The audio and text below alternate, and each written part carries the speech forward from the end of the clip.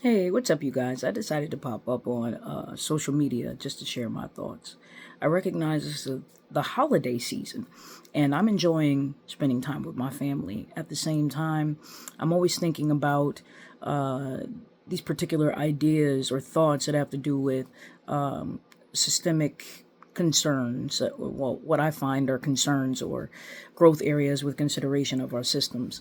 And one of the concerns, with consideration of working within the nonprofit sector, as well as within government, and also having had a business for at least 10 years, is seeing how the system treats educated BIPOC people, and not only from the perspective of how we are treated, but how we are valued, especially with consideration of essential fields like teaching, like counseling, like the medical field.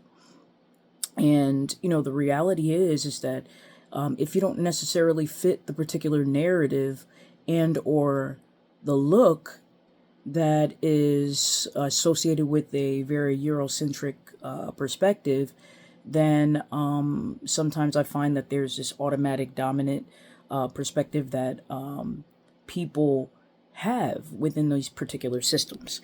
And so a lot of us have learned what it means to code switch, to change the professional tone, which is different than, say, when we're spending time with our friends socially, for happy hour, say, for example. And so the reason why I'm popping up here is to really hone in on that particular point, and also to say, when are we going to switch or change how we decide we will value ourselves, as well as how we can stand in the place of power with consideration of our earnings.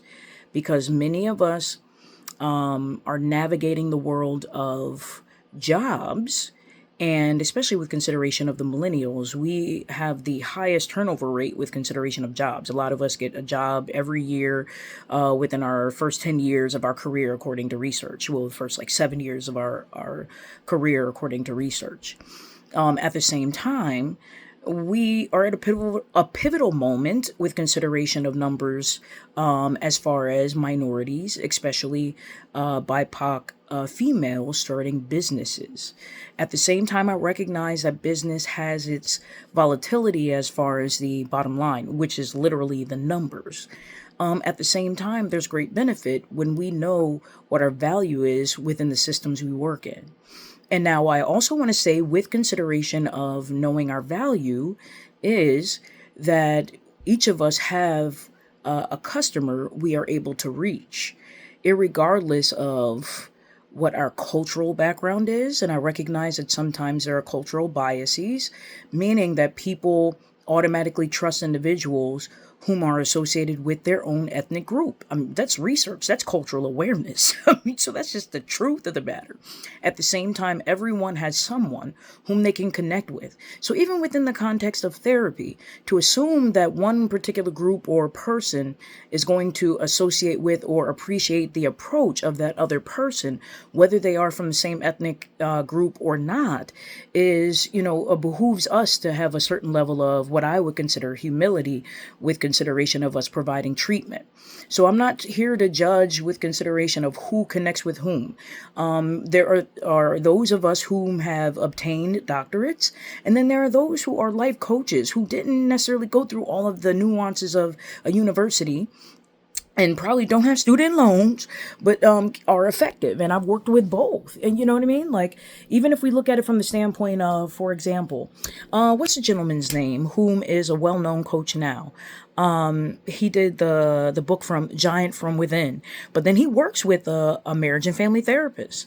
If I'm not mistaken, I believe it's McGoldrick or Madonis, one of the two. And Tony Robbins is his name. So Tony Robbins works very closely with a well-known, authored, meaning they have written multiple textbooks that we utilize in marriage and family therapy as a program.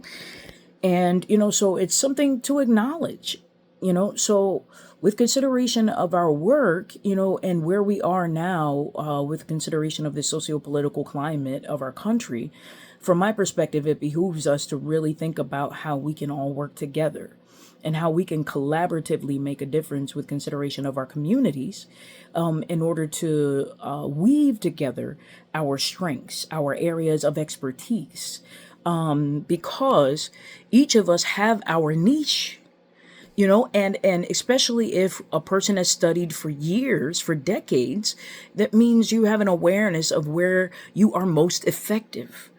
So there are people who might express a general knowledge base, but it doesn't necessarily mean that they are most effective with all of the general information that they are addressing or discussing. So there's a difference between expressing knowledge and then expressing where your area of effectiveness is.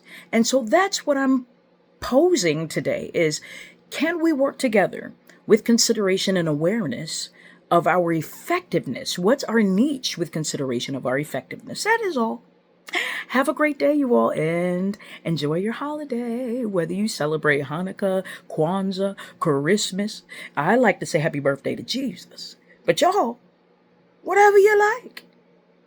And, I want to make sure that I say rest in peace, and let there be peace with consideration of everything that's going on in the country and the world currently. Sincere condolences to all of those in LA who have been affected by the Reiner situation. Sincere condolences to the families, Jewish families who were affected by what happened in Australia. And my hope and prayer is, at the end of the day, can we live peaceably across cultures, across ethnicities, across nations of origin? Because we are all here for a purpose.